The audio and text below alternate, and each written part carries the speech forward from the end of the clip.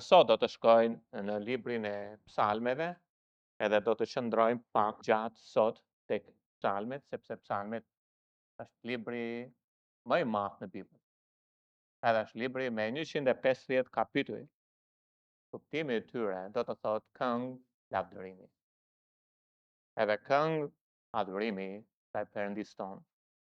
Autorët njerëzor të psalmeve janë Davidi, që ka shkruar pothuajse gjysmën e tyre, 73 psalme të regjistruara, dhe gjithashtu janë edhe 7 autorë të tjerë pas Davidit që kanë shkruar më pak.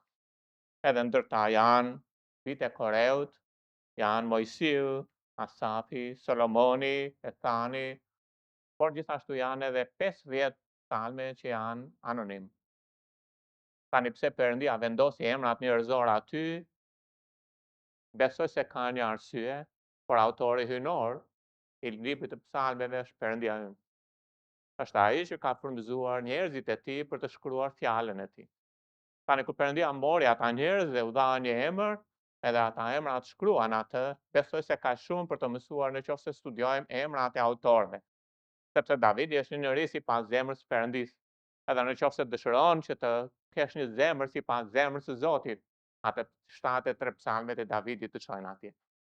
Por nëse vazhdon me kujdes edhe shikon autorët me radhë, për shembull Asafi është një njeri që është kompozitor. Ai është në shtëpinë e Perëndisë dhe ai udhëheq popullin e Perëndisë në adhurim. Edhe nëse duam të mësojmë më shumë se si ne mund të bëjmë adhurimin ndaj Perëndisë tonë, atëherë mund të studiojmë edhe më shumë jetën e Asafit edhe në psalmet e tij. Bitë e Koreut na mësojnë shumë gjëra gjithashtu. Na mësojnë se si një familje bashkë me fëmijët e vet mund të shërbejnë Perëndisë. Sepse nëse shikon brapa do të vësh re që Koreu dhe bitë e tij dhe familja e tij u veçuan të gjithë plotësisht për të shërbyer Perëndisë. Dhe ky është një nder i madh. Edhe mënyrën se si ne mund të shërbejmë Perëndisë si familje me fëmijët tanë edhe me njerëzit që Zoti na ka vendosur në shtëpi, atë bitë e Koreut na drejtojnë këtu. Edhe nëse vazhdon do të mësojmë shumë. Mojsiu ka shkruar një psalm gjithashtu. Edhe nëse ne duam të dimë se si një njeri mund të jetë një drejtues i mirë i perëndishëm, atëherë ne mund të studiojmë Mojsiun, edhe mund të shkojmë te psalmi i Mojsiut gjithashtu. Edhe çdo autor njerëzor, Perëndia me një arsye e ka përdorur atë. Kjo është ajo që po përpiqem të them. Edhe janë 5 ndarje kryesore në librin e psalmeve. Nëse studioni me kujdes ato, për shembull 1 deri në 41 ndarja e parë, 42 deri në 72 ndarja e dytë, 73 deri në 89 ndarja e tretë, 90 deri në 106 ndarja e katërt, 107 deri në fund, 150 ndarja e pestë. Çdo ndarje e këtij libri korrespondon sipas mësuesve rabin hebre nga një libër të Pentakukut ose të ligjit të Mojsiut, pra me zanafillën e merat derisa vinte ligji për të ri. Nuk e di, nuk mund të them që kam hetuar, kam vënë re këto gjëra, por këto janë ato që kanë një lidhje të ngushtë me psalmet. Por ajo që dua të ndaj me ju sot është nga ana praktike, edhe të të shohim së fundi nga ana doktrinare. Atë nga ana praktike për librin e psalmeve, libri i psalmeve është një libër shumë i veçantë. Është libri devocional i të gjitha kohërave. E do të shohim në 2 aspekte, së pari në kohështrirjen e vet librit. Sepse libri i psalmeve fillon me Mojsiun edhe përfundon në Babiloni. Dhe Perëndia merr 11 shekuj për të shkruar librin e psalmeve. Kohë e gjatë apo jo? Gati 1100 vjet. Perëndia përfundon librin e psalmeve dhe brenda tyre Perëndia ka përdorur njerëzit që kanë kaluar kaq shumë gjëra me Perëndin. Edhe e njohën Perëndin. Edhe panë si Perëndia ishte veprues edhe ndihmues ndaj atyre që i thrasin atij edhe i klitin atij. Edhe Perëndia zbuloi veten e tij tek ata. Edhe libri i psalmeve është pikërisht një libër i tillë, shumë i veçantë sepse janë për Perëndin dhe për njerëzit e tij. Psalmet janë këngë lavdërimi që këndoheshin në Izrael, edhe këndohen besoj çdo ditë. Për shembull, nëse lexoni, çdo ditë kishte një psalm ku ata shkonin te Perëndia, edhe këndonin, edhe lavdëronin dhe adhuronin Perëndin. A e dini që mbushollia e njeriu qëndron vetëm në marrëdhënie me Zotin. Vetëm në marrëdhënie me Zotin. Edhe Perëndia ju udhëhoqi njerëzit e tij pikërisht në këtë, në marrëdhënien me të. Të dielën këndoi psalmi 45, të hënën psalmi 48, lavdëroni madhështinë e Perëndisë në Sion, të martën shpallni drejtsinë e Zotit mbi kombe, të mërkurën i thrisni Perëndisë për drejtësi dhe shpëtim, të njëjtën thrisni për adhurim dhe besnikëri ndaj Perëndisë. Ata të qëndroni duke i shërbyer Zotit, shpallni mbretërimin e Perëndisë të premten dhe këndoni mirënjohje Perëndisë në kohë pushimi të shtunën, sepse dita e javës në Izrael përfundon të shtunën. Por nuk është vetëm një psalm që këndohet çdo ditë. Edhe kjo është e mrekullueshme. Shikoni çfarë populli i devotshëm për Perëndin tonë. Por edhe në eventet e veçanta, në ngjarjet e veçanta, ata si popull i këndonin Perëndis. Edhe psalmet janë libri i këngëve të Perëndis, ndaj Perëndis. Nuk këndonin o lejmon, more lejmon, çka sokaku që gjëmon. Nuk këndojnë ateistët. Por ata e dinin gabimin.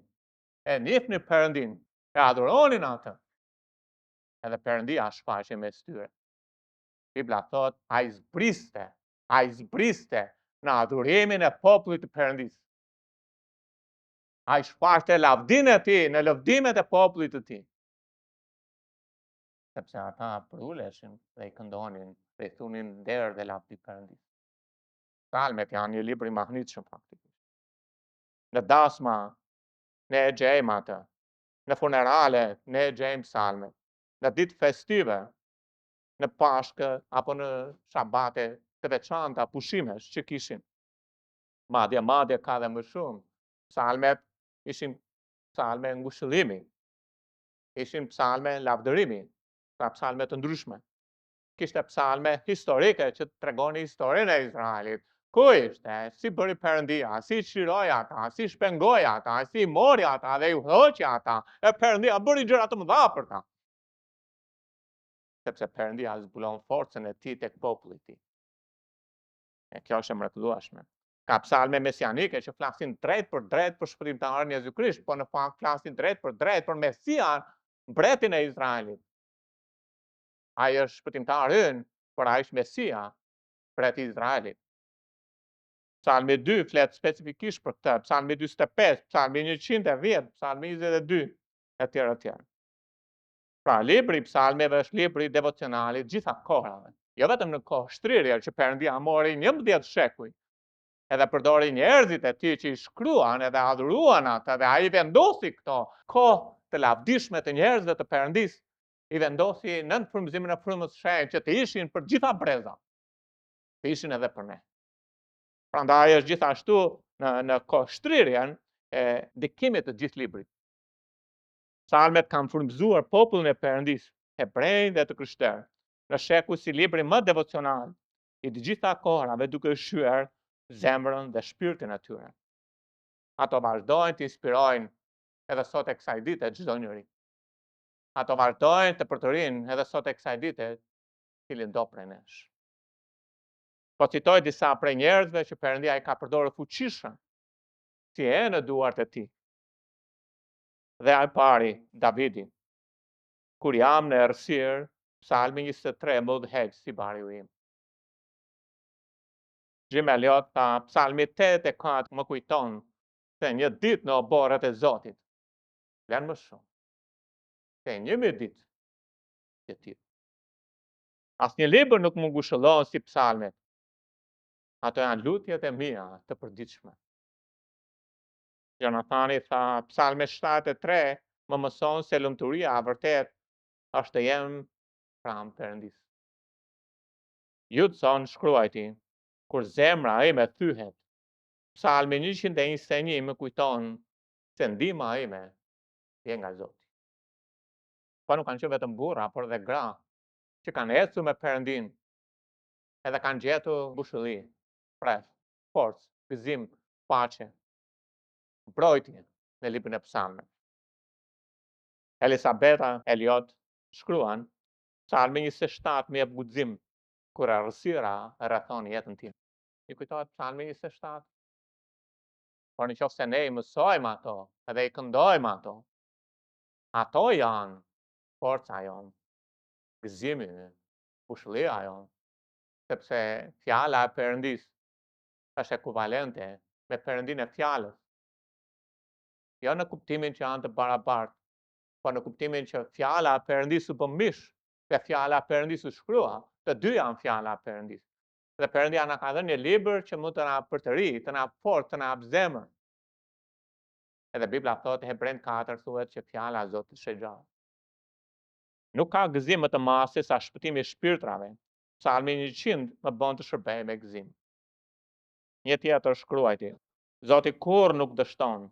Kur jam e dobët, Psalmi 91 më kujton se ai është strah. Gjithashtu, në jetën e përkushtuar plotësisht te Zoti, nuk ka asgjë për të humbur. Psalmi 68:5 më frymëzon të shërbej vejushave. George Miller shkruajti: Kur shpirti im është i rënduar, Psalmi 37 më kujton të besoj te Zoti. Pra, psalmet janë një libër shumë i veçantë në fjalën e Perëndis. Është një libër devocioni.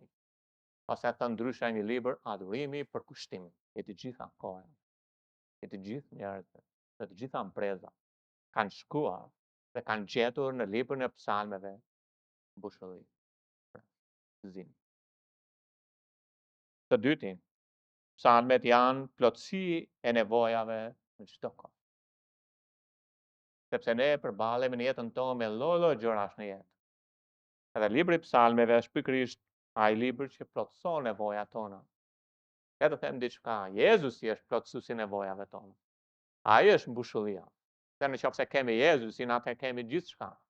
Por Jezusi është fjala e Perëndis. Nëse ka një libër që plotëson dhe jep mbushulljet tona, është libri i psalmeve. Është një udhëzues praktik për të përballur me uljet, ngritjet që kemi në jetë. Davidi dhe autorët e psalmeve gjetën veten e tyre gjatë jetës së tyre, gjatë shtektimit të tyre, gjetën veten e tyre poshtë, e gjetën veten e tyre lart, e gjetën veten e tyre duke dështuar, e gjetën veten e tyre në fitore, e gjetën veten e tyre me ulje, ngritje, e gjetën veten e tyre në vetmi, e gjetën veten e tyre në praktikje dhe shpesh herë ishin të dëshpëruar. Po të lexoni psalmet do të vinë re këtë. Edhe në ditët tona, edhe ne kemi të njëjta gjëra si ata. Edhe gjejmë veten tonë në uljet ngritjet tona, në gëzimet tona, në dëshpërimet tona, në vetmin tonë. Se psalmet janë strehimore për mbrojtje. Psalmi 32 vargu 7 thotë: Ti je vendi im i strehimit. Ti do të më ruash nga fatkeqësia. Ti do të më rrethosh me këngë shkërimi. Përfshin psalmet gjithë gamën e nevojave, emocioneve njerëzore me të cilat ne përballemi në tokë. Janë vend strehimi ynë në kohra lufte, në kohra vuajtje, në kohra hallesh, në kohra problemesh, në kohra fatkeqësish, në kohra sulmesh, nga mishi bota djalli. Te psalmi 18 vargu 2 thuhet: Zoti është kështjella ime, fortesa ime dhe çliruesi im, Perëndia im, shkëmbi ku gjej streh, mburoja ime, fuqia e shpëtimit tim, streha ime e lartë. Kujtojmë se kush është Perëndia në psalme, dhe marrin forcë, dhe marrin fuqi. Ai shkëmbi ku gjejmë streh në kohra beshësh. Ai është çlirimi ynë kur armit na sulmojnë. Ai është fuqia jonë kur trobitemi edhe kemi plagështi. Ai është kështjella dhe fortesa për mbrojtje dhe siguri. Çfarë libri? Libri i Perëndis. Oaz për freski në kohë të vështira. Në psalme ne gjejmë jo vetëm strehimore, po gjejmë edhe spital. Ku ne shkojmë dhe shërojmë shpirtrat tanë, shkojmë dhe shërojmë zemrat tona, sepse zemrat tona plagosen, shpirtrat tanë gjakosen gjithashtu. Psalmi 147 vargu 3 thot: Ai shëron ata që kanë zemrën e tyre dhe lidh plagët e tyre. Sa herë zemrat tona plagosen në jetë. Kalojmë shumë gjëra në këtë jetë. Sa herë marrim goditje dhe shpirti ynë është i vrarë, i trishtuar. Psalmet janë spitali ku shërohesh. Na mësojnë të mos injorojmë dhimbjen, por gjithashtu na mësojnë që dhimbja nuk përcakton jetën tonë, por Zoti. Në psalme gjejmë mbrojtje, gjejmë shlodhje frymërore thuhet.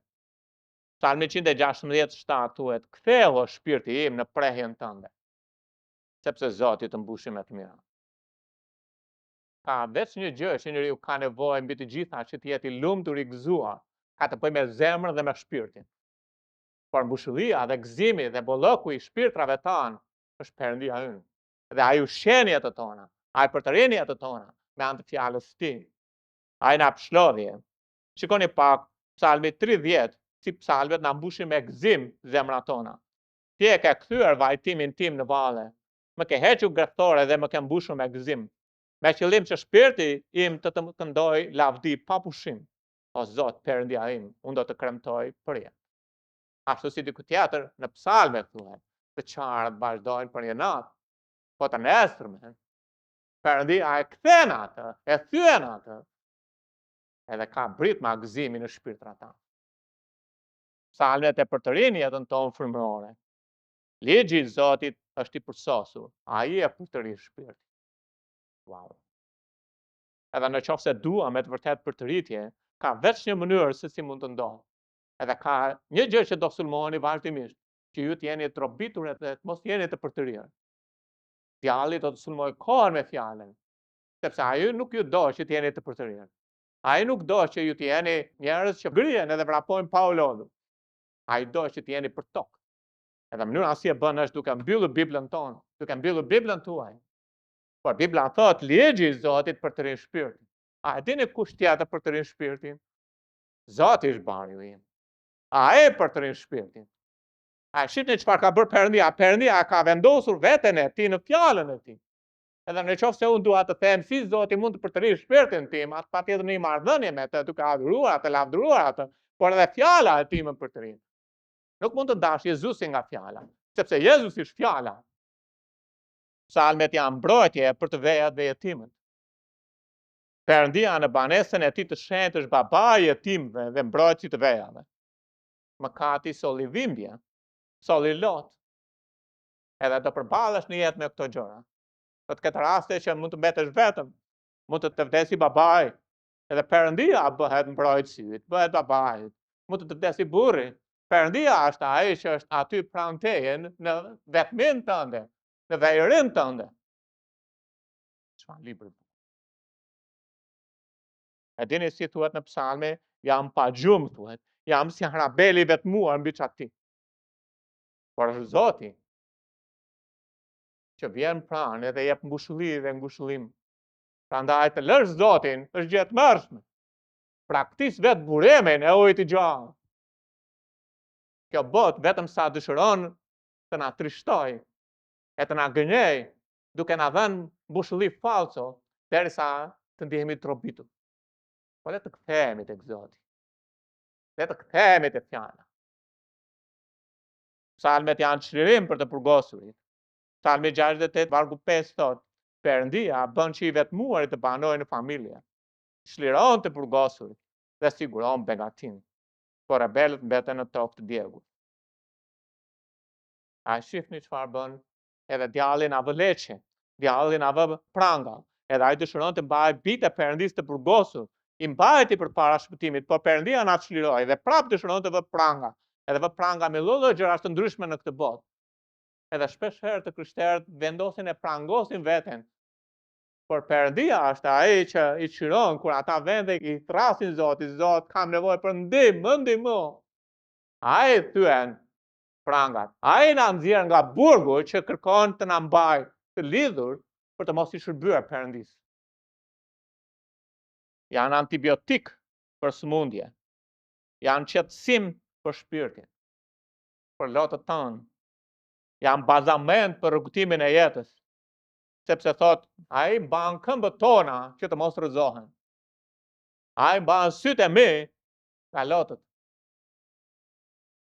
Provojeni dhe shihni sa i mirë Zoti. Dini ku e gjeni këtë? Në psalmet. Psalmet janë furnizim për të rinj për të bërë rrugën e pastër.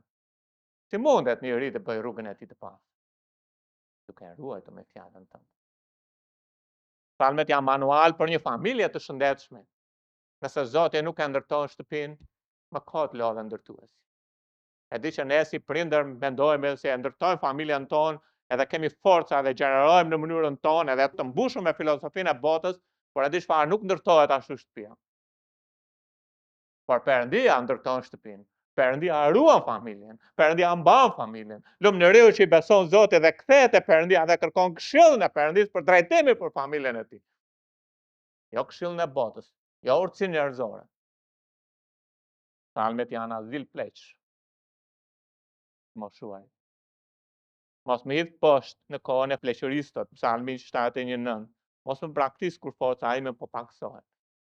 E do të vinë ditë pleqërie, nëse Zoti na lë akoma gjallë mbi tokë.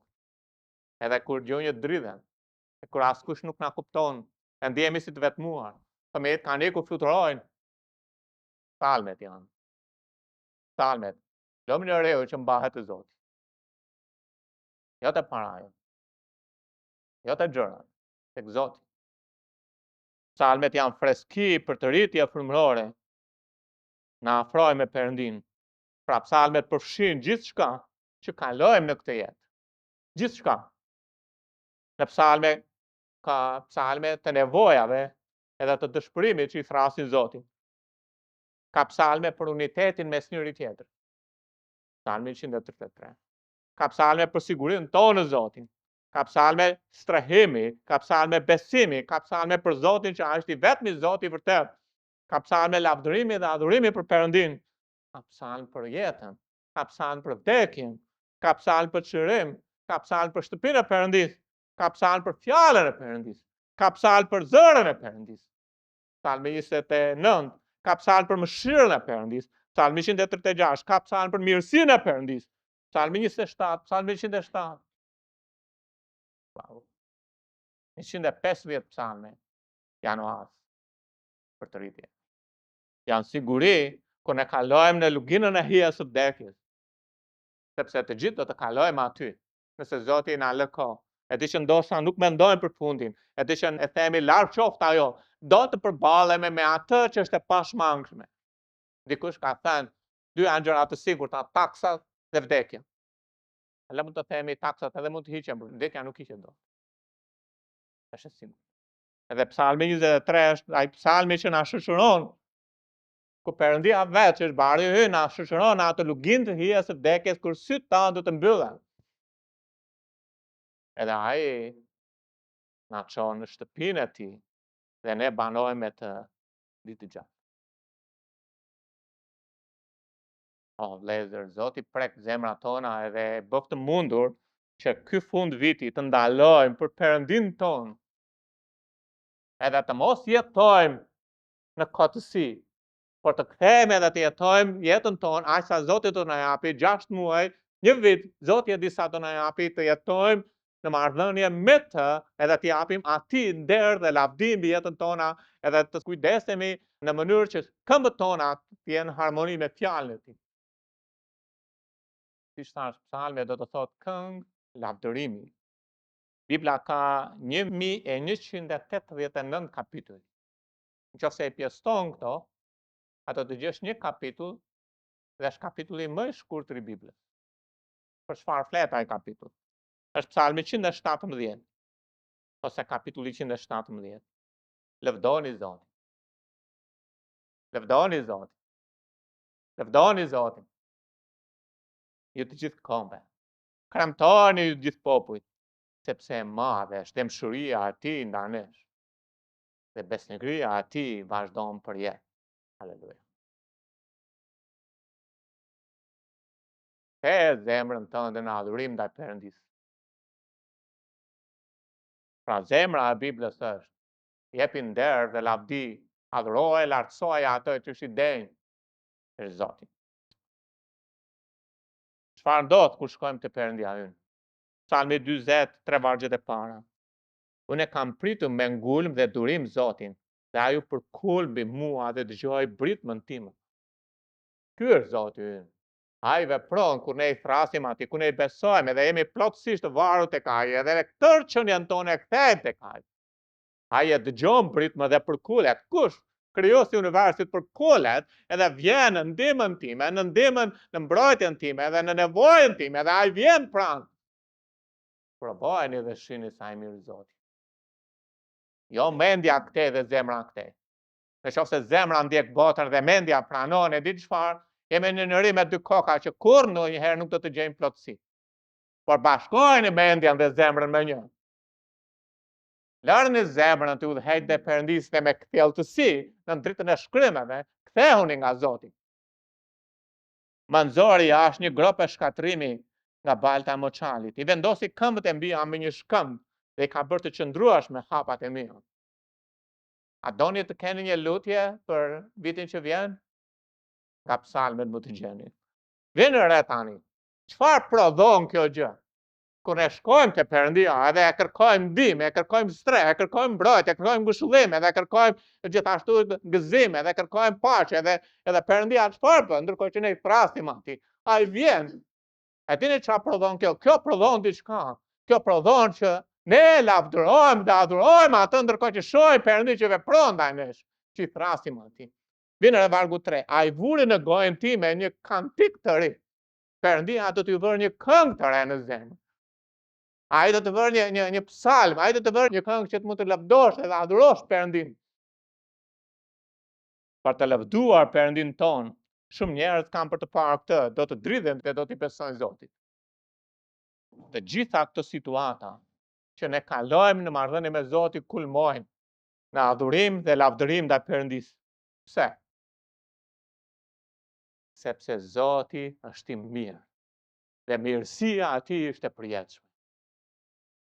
Sepse Zoti është i mirë dhe mirësia e Tij zgjat për jetë.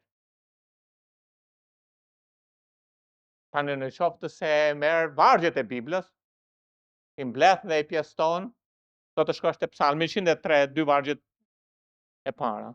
Beko shpirti im Zotin, dhe të gjitha ato që janë tek unë le të bekojnë emrin e Tij të shenjtë. Beko shpirti im Zotin dhe mos harro asnjë nga të mirat që ka bërë. Domethënë, shko dhe çoje tërë zemrën tënde, tërë qenien tënde, tërë shpirtin tënd, të lavdërosh atë.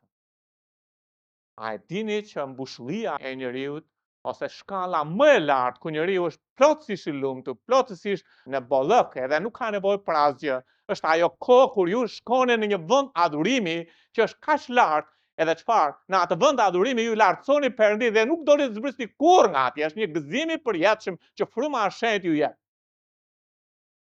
Beko shpirti im Zotin. Bota do të përpiqet të mashtrojë në mënyrë që ta zbrazi shpirtin ton, ta varfëroj, ta shtyp, duke menduar që gjëra do të japin mbushëlli dhe gëzim zemrave tona. Por njeriu është krijuar për marrëdhënie me Zotin, jo për gjëra. Si thot kënga, beko shpirti im ti Perëndin, dhe jo ti mos harro veprat e Tij, se ai është një Zot besnik, jo kur ty nuk do të braktisë.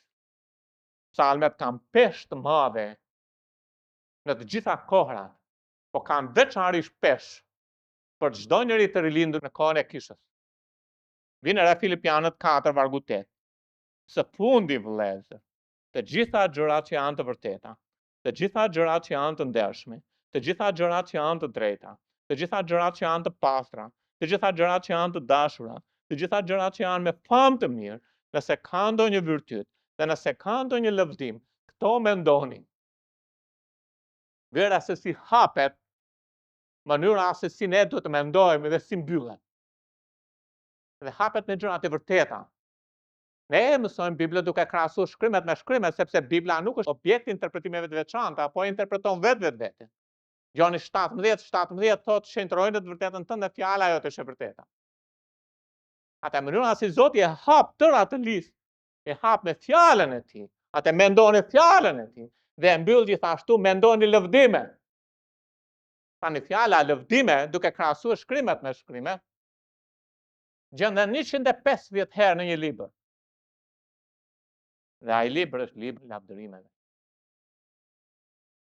Libri i dytë pas psalmeve që përmend fjalën lëvdim është Isaia, dhe përmend 15 herë. Vjen ra kontrasti.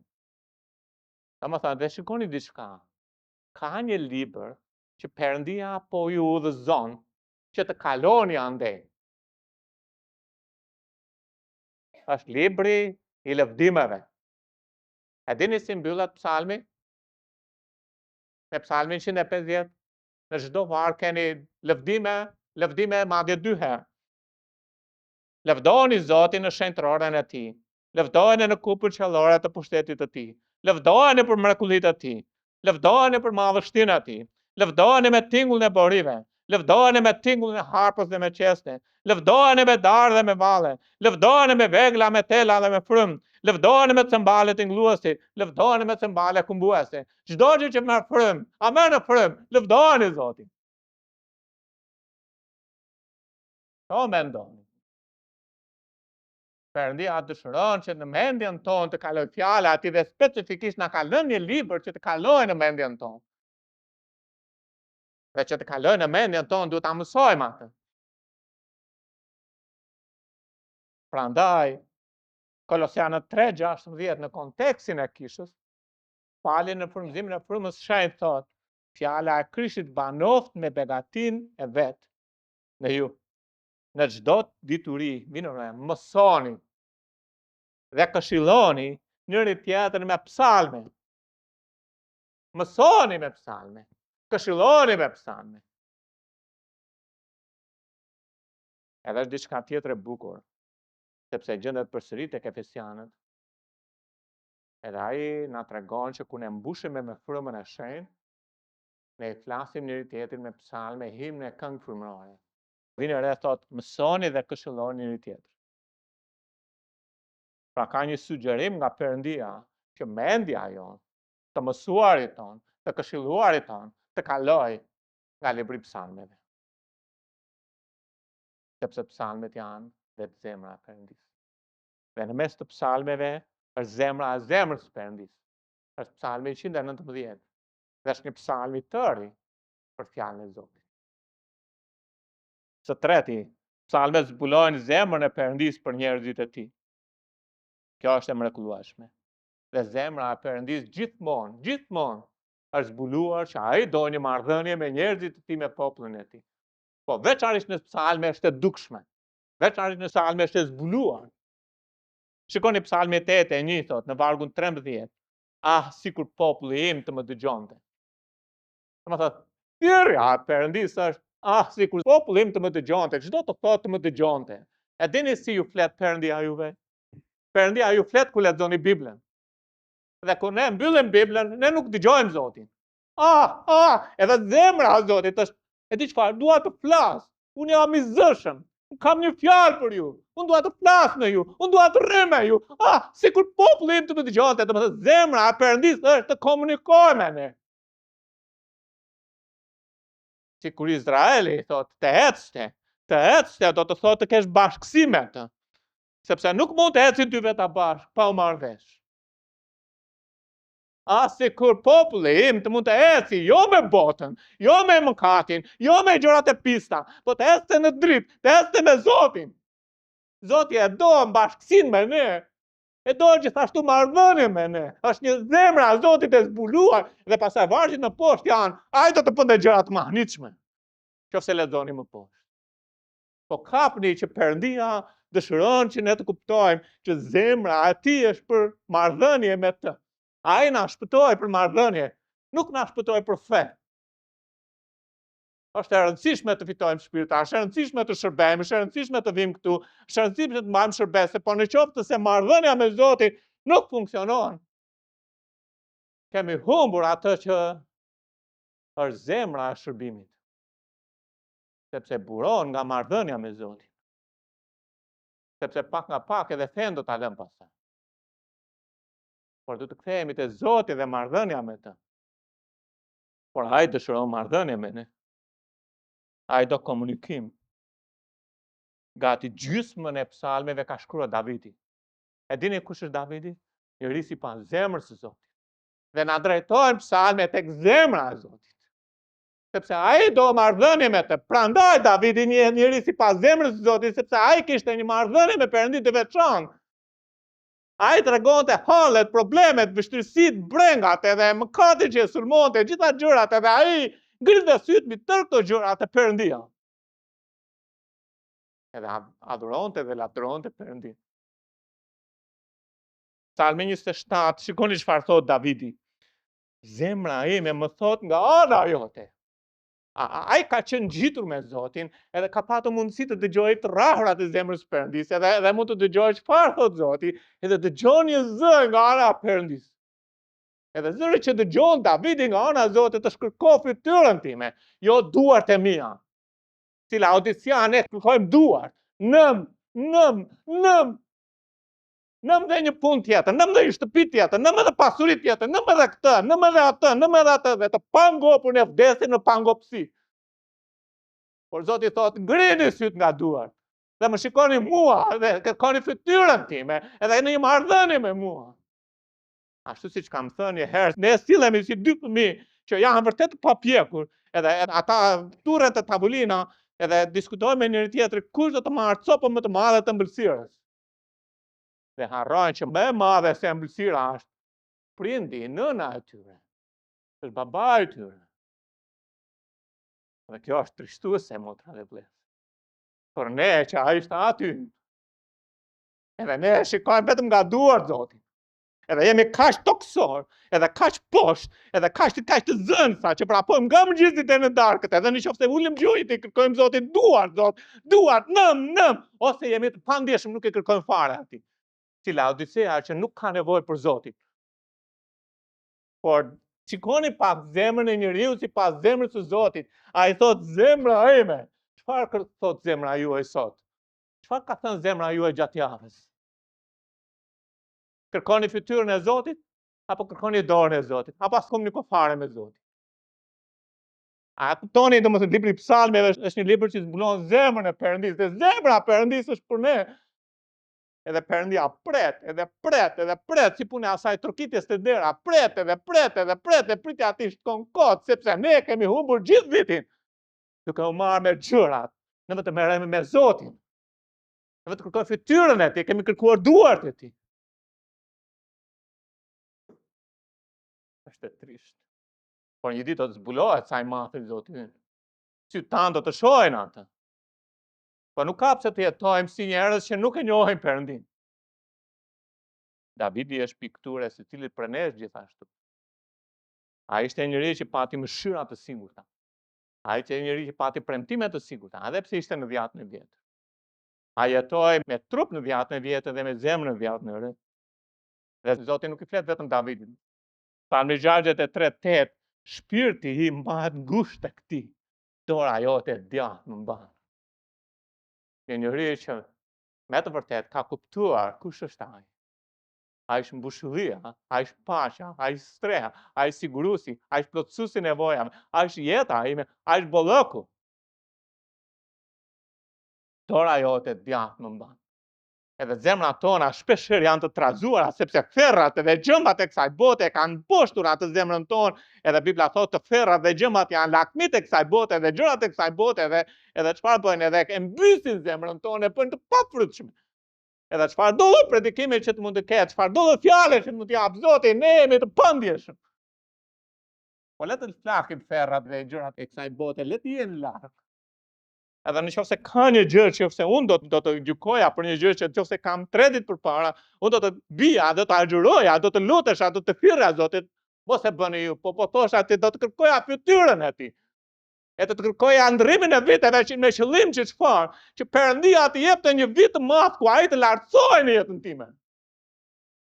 Domethënë të kërkoja se ku do të ishte dita dhe haengu e çfarë, për gjërat që hanë bark që do të vënë xhirin, thotë Jezusi.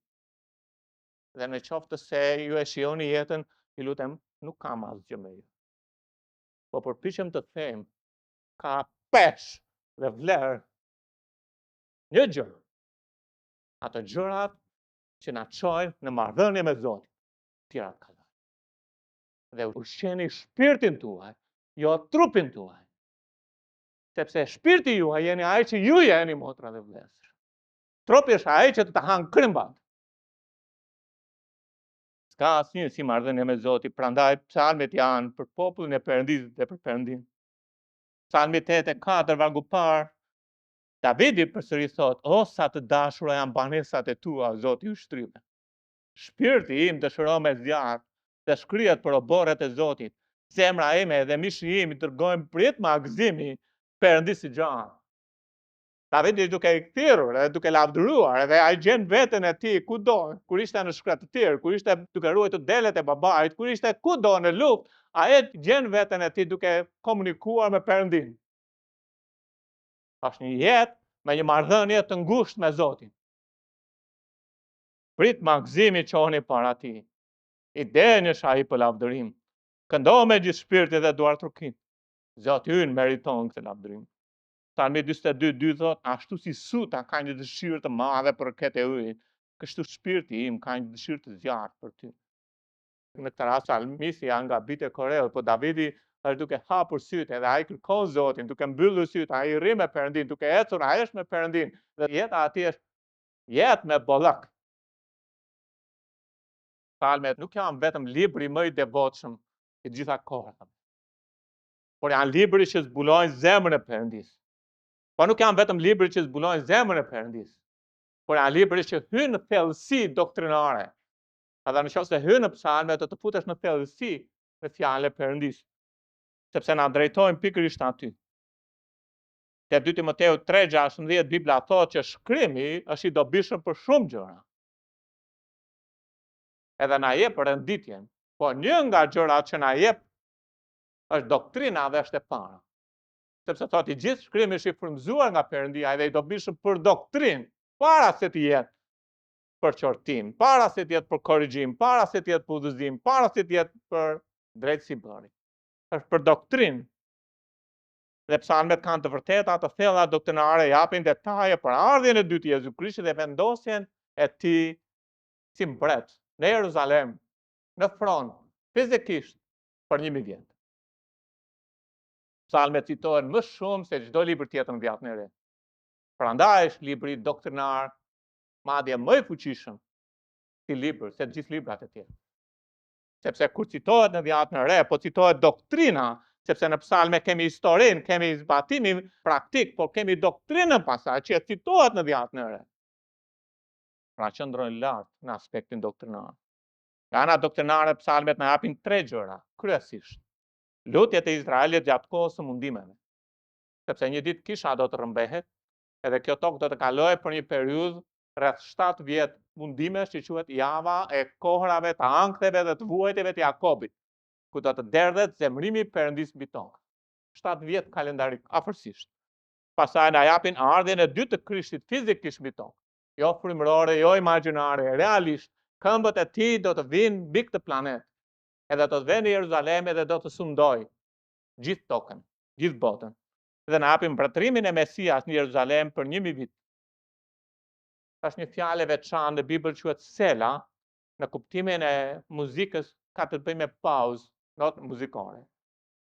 Në kuptimin praktik ka të bëjë me kohrat ku ne kemi nevojë të qetësohemi, sepse jeta është e vrullshme. Ne kemi nevojë të marrim kohë, edhe të kthejmë zemrën tonë nga Zoti, edhe të gjejmë kohë të veçantë, edhe ne të pushojmë me Perëndin tonë. Punoni 6 ditë, shlodhur një ditë fizikisht. Po edhe gjithashtu gjeni një kohë ku të pushoni. Në qoftë se do të pushoni një herë në javë, okay. Por ka dita ka 24 orë, ka kohë që duhet pushoni. Ka kohë që duhet të shlodheni. Po flas frymërisht, jo vetëm fizikisht. Dhe sela është një pauzë pushimi nga ana praktike. Dhe ky pushim duhet të jetë në një marrëdhënie të ngushtë me Zotin. Zoti e përtrin shpirtin, Zoti e shloth atë. Dhe gjithashtu sela është pushimi në gjithë tokën i luftrave, do të ketë paqe mbi tokë. Sepse Jezu Krishti, mbreti i mbretërve, Zoti i zotëve do të vijë dhe do të marrë mbretëritë e botës e do të sjellë pushim dhe qetësi nga çdo popull, fis, gjuhë dhe kombë. Edhe ku gjeni selën, është i lidhur me mbretërimin e Zotit tonë Jezu Krisht. Tani duhet të shkojmë pak tek Isaia 11:11, të futemi pak nga ana doktrinare. Shikoni pak çfarë thot Bibla. Po atë ditë do të ndodhë që Zoti do të shtrijë dorën e tij për herë të dytë për të shpenguar mbetjen e popullit të tij, që shpëtoi nga Siria, nga Egjipti, nga Patrosi, nga Etiopia, nga Lami, nga Shinari dhe nga Hamasi dhe nga ishujt e detit. Vini edhe çfarë thot Zoti. Zoti thot do të shtrijë dorën e tij për të shpenguar popullin e tij. Kur flasim për mënyrën se si Perëndia vepron në histori, duhet të shikoni Izraelin. sepse Perëndia punon dhe vepron në histori përmes kombit Izraelit. Edhe Bibla thotë që ai do të shtrihet dorën e dytë për ta mbledhur një mbetje. Do të thotë e ka shtrirë një herë edhe e mblodhi. Që do të thotë që 2 herë Izraeli është dëbuar nga Perëndia. Dhe 2 herë Perëndia do ta mbledhë Izraelin. Kjo është mjaft e rëndësishme për të kapur këtë. Dëbimi i parë i Izraelit ka ndodhur te 2 Kronika 36. Perëndia çoi Izraelin në robëri. Në 606 para Krishtit ai çoi Judën përmes Nebukadnesarit, përmes Babilonisë edhe shkatroi Jeruzalemin dhe i çoi në robëri. Në vitet 800 para Krishtit ai kishte spostuar edhe 10 piset e veriut. Dhe dekreti i parë, 70 vite më vonë, Perëndia përdor mbretin Kir, që nxjerr një dekret. Dhe në këtë dekret ai kërkon që Izraeli të kthehet në Jeruzalem. Edhe ai që ndodh është një mbetje kthehet. Nuk kthehet gjithë Izraeli. Po të lexoni librin e Ezrës në Nehemias, nuk kthehet i gjithë. Pra Zoti shtrin një herë dorën e parë për të sjellë një mbetje në Jeruzalem. Edhe shikoni 2 Kronikat 36, 22-23. Në vitin e parë të Kirit, mbretit të Persisë, me qëllim që të realizohej fjala e Zotit që shqiptua nga goja e Jeremias, Zoti e nxiti frymën e Kirit mbretit të Persisë që të nxirrte një dekret e vazhdon. Dekreti është, shikoni fjalinë e fundit, kush nga ju i përket popullit të tij? A jeni hebrej? A jeni izraelit? Kush nga ju i përket? Perëndia, Zoti Perëndia i tij qoftë me të dhe le të niset. Me çfarë fjala? Kështu mbyllet Bibla hebraike, sepse Bibla hebraike ka një renditje. Kur ata lexojnë Biblën, ata lexojnë vetëm këtë varg. E mbaron, kështu mbaron Bibla hebraike. Perëndia në kohën e Kishtit e ndryshoi renditjen. Dhe në kohën e Kishtit Perëndia mbyll renditjen me Malakia. Por vjen re diçka, ka një dekret që del. Edhe gjithashtu ky dekret bën të mundur që Izraeli të kthehet. Po dekreti nuk është nga njeriu, dekreti është nga Zoti, po Zoti përdor njeriu. Dëbimi i dytë. Kur Izraeli erdhi, ta dini çfarë ndodhi. Pse erdhi Izraeli 70 vjet pas robërimit, në kohën e Ezras në Nehemias? Ma diku aty nga vitet 520. Pse erdhi Izraeli? Sepse është e pamundur që Jezu Krishti të vinte në tokë nëse nuk ka Izrael. Sepse ai erdhi në shpinën e vet. Nëse Izraeli do të ishte i shpërndar, nuk do të ishte mundur që Mesia të vinte. Ku do të vinte? Ai erdhi në shpinën e vet. Edhe çfarë ndodhi? Se vetët nuk e pranuan. Pra Zoti e pa popullin e tij që ai shkoi drejt idhujve, perëndive të tjera a dëboi.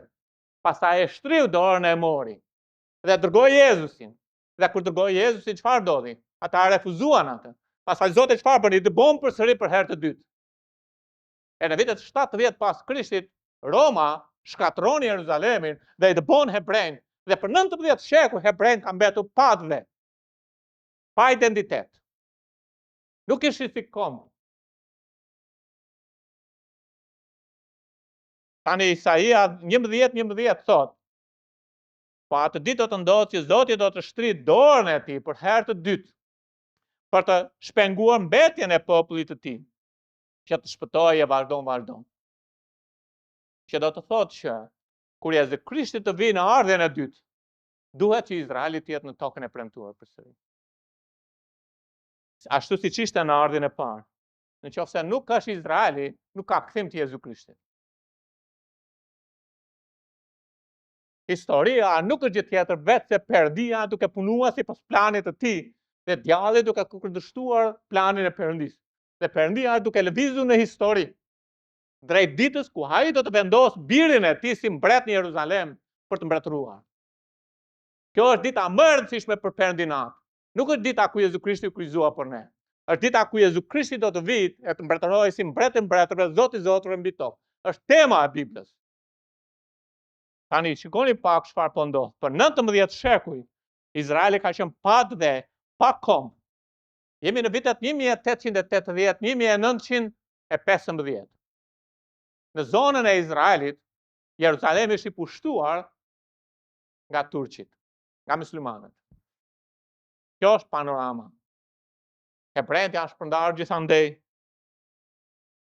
Perëndia fillon të lëvizë në histori. Ka një lëvizje pro-semite. Në vitet 1880. Edhe njerëzit fillonin të shikonin hebrejt me dëmshuri në atë kohë. Edhe shohim Zoti që lëviz. Por e dini ku janë hebrejt? Hebrejt janë të shpërndarë në përbot, po kryesisht në Evropë dhe në Amerikë. Por në Evropë ishte shumica hebrejve. Diçka ishte në Evropë në ato kohë. Në Evropë, qofse shikoni hartën, Evropa ishte e ndarë në 4 perandori. Nuk ishte shtete aty. Nuk është vetëm Shqipëria, ajo që u kryua si shtet në vitet 1900. Por edhe Evropa kishte një problem, sepse ishte perandoria gjermane, osmane, austro-hungareze edhe ruse. Është edhe Britania, por Britania është e shkëputur si një ishull nga Evropa, ndërkohë që Britania ishte mjaft e fuqishme. Tani çfarë ndodh? Të katërta këto kanë sunduar Evropën për një kohë të gjatë. Por një nga këto të katërta ka Jeruzalemi. Dhe Zoti po përgatit popullin e tij që ta çojë atje, dhe gjithashtu përpara se të përgatis popullin, duhet të përgatis tokën që populli të shkojë atje. Dhe si lindi lufta e parë botërore? Princi trashëgimtar i Austro-Hungarisë shkon në Sarajevo. E dini që thuhet që Ballkani është fuqi baruti, nuk është fuqi baruti Ballkani. Thjesht Zoti e përdori atë në këtë kohë dhe fuqi baruti është Izraeli, do të thotë. Por ky princi shkoi në Sarajevo, Ferdinand quhet, edhe u vra nga një ekstremist serb. Atëherë Austro-Hungaria shpalli luftë Serbisë. Të gjitha vendet në Evropë hyn në luftë. Të tëra këto mbretërit u ndanë në 2 aleanca. Në njërën anë quhet bloku Antantës, ku bënte pjesë Britania, Franca, perandoria ruse. Në anën tjetër ishte bloku qendrës, ishte Gjermania, Austro-Hungaria dhe perandoria osmane. Lufta filloi në 28 korrik 1914 dhe përfundoi në 11 nëntor 1918 me fitoren e bllokut të Antantës, ku ishte Britania. Mbretërit u shpërbën. Edhe kemi shtetet evropiane, Çekoslovaki, Estoni, Finland, Letoni, Lituani, Poloni, Jugosllavi fituan pavarësinë.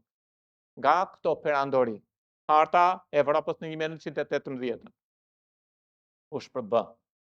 Tani shikoni diçka, nuk është thjesht të interesuar për Evropën. Zoti është interesuar për të dhënë tokën hebrejve. Tani perandoria osmane humbi luftën në përballje drejt për drejt me Britaninë. Ajo që ndodh është në parlamentin anglez ngrihet një burr që fakt është në dhomën e lordëve, quhet Lord Howe, është një aristokrat, edhe ai prezanton dikë nga hebrejt, edhe prezanton që na kanë ndihmuar shumë në luftën e parë botërore. Dhe mënyra se si i kishte ndihmuar, dhe ky është emri i këtij hebreu, quhet Weizmann. Weizmann është pedagog në Britani dhe kimist. Weizmann arriti që të shpikte një element që do të ndihmonte në prodhimin e barutit patym. Pa këtë gjë, Britania nuk mund të avanconte dot, sepse nuk kishte burimet mjaftueshme për të krijuar armë. Po shpikja e kësaj ndihmoi Britaninë që të mund të avanconte dhe të kishte fitore. Weizmann u sugjerua nga ana e hebrejve që të mund të ndihmohen të popull që është padve. Edhe ju sugjerua në atë kohë ministrit i jashtëm që ishte Balfour, deklarata Balfour që pse e njihni. Edhe ajo që ndodh është ata thanë që duhet ta kthejmë Jeruzalemin hebrejve. Ky Weizmann më vonë u bë presidenti i parë i Izraelit. Shtabi i luftës angleze mblidhet edhe vendos që të mund t'u jap tokën hebrejve. Edhe ajo që ndodh është Britania del me një deklaratë zyrtare drejtuar popullsisë hebre. Edhe deklaratën zyrtare drejtuar popullsisë hebre është kështu: qeveria e madhërisë së tij e sheh në favor krijimin në Palestinë të një vatre kombëtare për popullin hebre dhe do të bëjë çmos për të lehtësuar arritjen e këtij qëllimi. Ky është Arthur Balfour. Edhe ai e nënshkruajti në emër të qeverisë britanike dhe dërgoi. Autoriteti hebre e mori, por ajo që ndodhi është hebrejt morën tokën, sepse lufta e parë botërore përgatiti çfarë? Përgatiti mundësinë që hebrejt të merrin tokën. Po toka ishte në patronazhin e perandorisë osmane. Kaloi nga perandoria osmane, mori Britania. Britania tani për anë politike apo çfarëdo gjë që të jetë, ta do t'i bëjmë një të mirë Izraelit. Tani Zoti është gjithë prapa sken këtu. Edhe ata zyrtarisht, ashtu si mbreti Kerr bërë një deklarat, një dekret, ne kemi në mënyrë zyrtare për herë të dytë që hebrejve ju jepet toka nga perandoria më e fuqishme e botës që ishte Britania. Kjo është historia. Pra lufta e parë botërore përgatiti tokë për hebrejnë. Edhe Britania në ato kohë apo të studiosh historinë ishte çik hezitive. Në vitin 1917 ata hezituan t'ia japin tokën hebrejve, po në fundit ja dhanë. Po në këtë hezitim ajo që ndodhi është që për shkak të një kohe të gjatë duke hezituar për të mbrojtur Izraelin, ata humbën gjithashtu edhe për krajën e Zotit. Dhe Britania kishte qenë shumë e fuqishme faktikisht, sepse ktheu Biblën në gjuhën e njerëzve. Mbreti James përktheu Biblën e mbretit James. Edhe Britania u përdor për të dërguar misionarë në gjithë botën. Prandaj u ngrit Britania. Por për shkak të hezitimit, nga kjo pikë mbrapa Britania bie. Por ajo që ndodh është që Izraeli e merr tokën. Historia na tregon që Izraeli nuk shkon. Hebrejt janë refuzues për të shkuar në tokë. Nuk duan të shkojnë. Pyetja është pse nuk duan të shkojnë ndërkohë që ju është dhënë toka? Ata nuk duan të shkojnë sepse janë rehat në Evropë. Ata kanë fituar shtëpi, para, pasuri dhe ishin shumë të pasur. E kanë fituar shumë prona. Madje aq shumë pasuri sa që ata i mbushin të mballë dhëmbët me flori. Hebrejt ishin goxha të pasur. Por hebrejt ishin kokëfort për të përgjigjur Perëndis për të shkuar në tokën e tyre. Por lufta e parë botërore u dha tokën hebrejve. Ndërkohë që hebrejt sapo refuzojnë këtë plan të Perëndis, shumë pak vite kaloi dhe shpërthen lufta e dytë. Por përpara se të shpërthej lufta e dytë, diçka ndodh. Gjermania është në depresion kur u shpërbë. Edhe ishte aq në depresion sa një bukë kushtonte 20 milion marka. Dhe duheshin miliarda lek, duhet të çoje një karrocë me para për të blerë një bukë. Një bavarez në atë kohë, që ishte plagosur në luftën e parë botërore, del në skenën politike. Edhe ai shikon që populli i tij ishte i varfër, por hebrejt ishin të pasur. Edhe ai tha, e kam gjetur zgjidhjen dhe ja kush është fajtori pse ne po vuajmë. Pse Evropa po vuan. Dhe fajtorët janë hebrejt. Edhe ai quhet Adolf Hitler. Kështu e nisi luftën kundër tyre.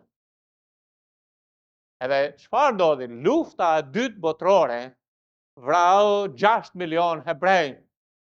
Ata u persekutuan, ata u vranë. Edhe çfarë ndodh në fakt? Ngelet një mbetje ngelet. Dhe Perëndia shtrin dorën dhe e merr atë mbetje. Dhe hebrejt më në fund pas luftës dytë botërore nuk donin të rrinin më. Do të ikim në Izrael. Do të ikim në Izrael. Do të ikim në Izrael. Sepse Perëndia është ajo që shkruan historinë. Në shkollë ju mësojnë historinë botërore. Por Perëndia e Biblës është Perëndia e historisë, dhe nëse në histori nuk kuptoni ku është duke punuar Perëndia, nuk keni kuptuar asgjë nga historia. Te Isaia 11:11 thuhet, po atë ditë do të ndodhë që Zoti do të shtrijë dorën e tij për herë të dytë për të shpenguar mbetjen, mbetjen e popullit të tij që shpëtoi vazhdo nga Siria, nga Egjipti me radhë. Tani hebrejt janë gati. Ju do thoni po shlidhje kam psalmet këtu. E do të shkojmë së shpejti aty, po kuptoni diçka që historia përsëritet thot fjala e Perëndisë. Te predikuesi 1:9 thot, ajo që ka qenë është ajo që do të jetë. Dhe ajo që është bërë është ajo që do të bëhet. Nuk ka asgjë të re në ndjenjë. Njerëzit përsërisin gabimet e historisë Prandaj nuk mësojnë asgjë nga historia. Perëndia mbani mend, i dëbon hebrejt 2 herë. Një herë i dëboi në 606 dhe i mblodhi në kohën e Ezdrës Nehemias. Dhe një herë i dëboi në vitet 70 dhe i mbledh sërish në 1948. Edhe ka një domethënie të fuqishme për këtë.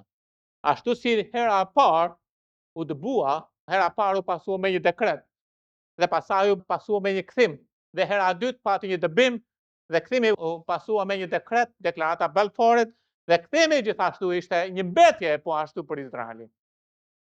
Janë në harmoni, historia përsëritet, thot fjala e Zotit. Tani nëse i marrim ato edhe krahasojmë, shikoni pak libri Historia edhe Profecia, do t'i vëmë re të gjitha. 2 Kronika 36 ka një dekret, është dekreti Kirit, ku Zoti shtrim për herë të parë dorën edhe e merr një mbetje. Sepse te libri i Ezdrës është një mbetje që kthehet, nuk kthehet gjithkohë mbi Izraelin. Ka një numër, madje është numri është dhënë, është një numër, është një mbetje e vogël. Por gjithashtu deklarata Balforit është ajo që Perëndia bën për herë të dytë që e përsërit për kthimin e hebrejve për herë të dytë. Tek Ezdra kemi hebrejt që kthehen një mbetje. Në 1948 kemi hebrejt që kthehen një mbetje. Te Nehemia hebrejt ndërtojnë. Çfarë po bëjnë Izraelit? Çfarë kanë bërë tani? Ata po ndërtojnë. Po pasaj pas Nehemias vjen libri i Esterit. Esteri është një libër i veçantë ku nuk përmendet emri i Zotit. Sepse Zoti punon pas skeme, nuk duket. Edhe është piktur e kohës së ditëve tona. Dhe në librin e Esterit diçka ndodh. Hiqet një mbretëresh që është jo hebre, jo çifute. Edhe vendoset një mbretëresh që është hebre, që është çifute. Dhe është piktura që ne jetojmë në kohën ku Perëndia do të heq kishën e tij. Edhe do të punojë me Izraelin. Sot Zoti ka syt edhe te Izraeli edhe te kisha. Ashtu si në kohën e librit të veprave. Perëndia kishte syt edhe te Izraeli edhe te kisha, dhe libri i veprave tregon një tranzicion midis nga ligji te hiri, shpëtimi me anë të veprave, shpëtimi me anë të hirit, nga mbretëria e qeve në mbretërinë e Perëndis, nga Izraeli te kisha. Ne jetojmë tani në kohën tjetër. E do të kthehet, Zoti do të lërë kishën, e do të merret me Izraeli, po kishën do ta rrëmbejë. Edhe gjithashtu në librin e Esterit kemi Hamanin, që është një lloj antikrishti.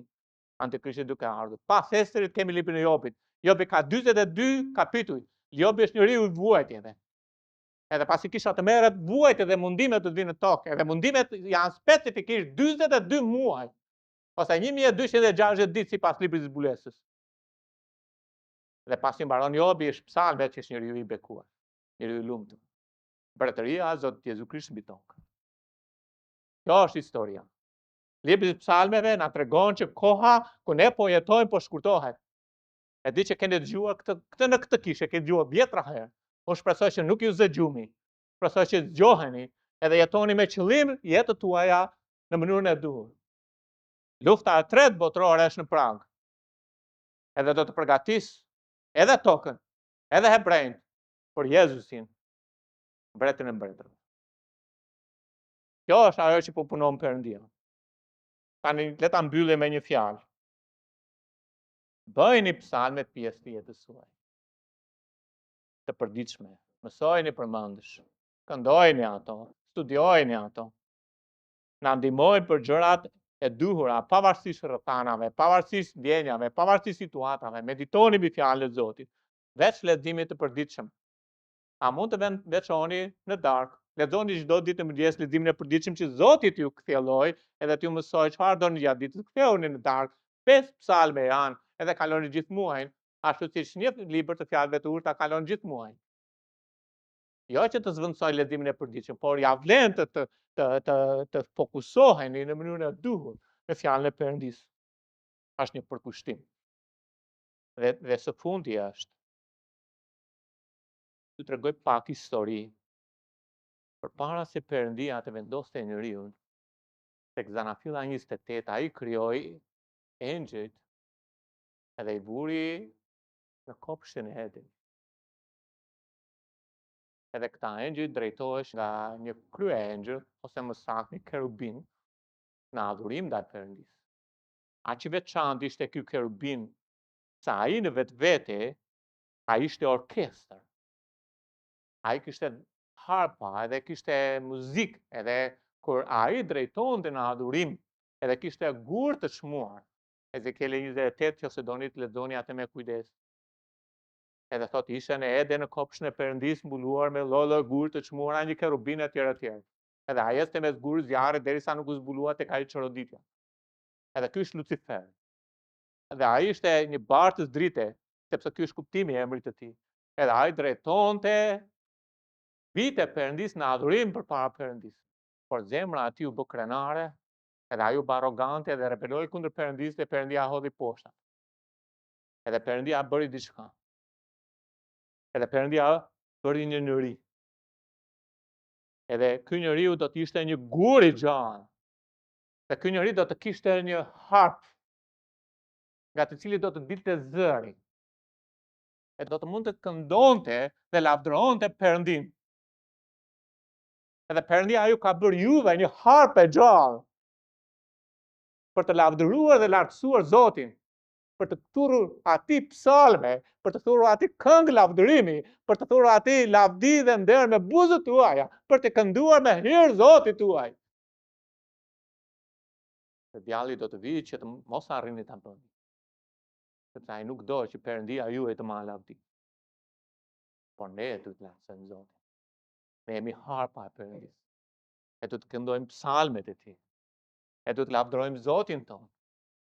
Edhe në qoftë se jeni me familjen, mblidheni familjen, edhe fokusohuni në fund viti për të kënduar Zotit, për t'i klethur Zotit, për të adhuruar Perëndin, edhe drejtoheni jetët tuaja tek vetëm ai jetë që është e drejtë për të jetuar, për t'i dhënë nder dhe lavdi, edhe kthjellohuni në vitin mbrapa. Çfarë nuk shkoi mirë?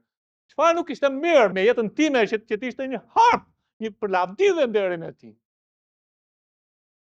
Edhe të kthejmë hapat tane, të ecim me Perëndin. Sepse Bibla na tregon, unë do të bekoj Zotin në çdo kohë.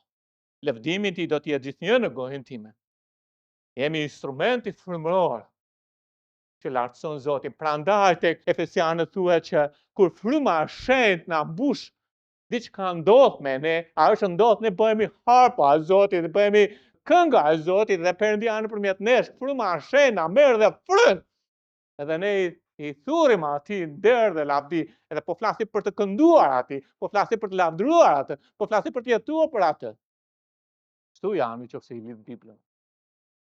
Psalmi 46:2, vargu fundit, unë do të lëvdoj Zotin derisa të kem jetë. Do të këndoj lavde për Perëndin tim gjatë gjithë jetës sime. Besoj të ketë qenë një bekim për ju sot.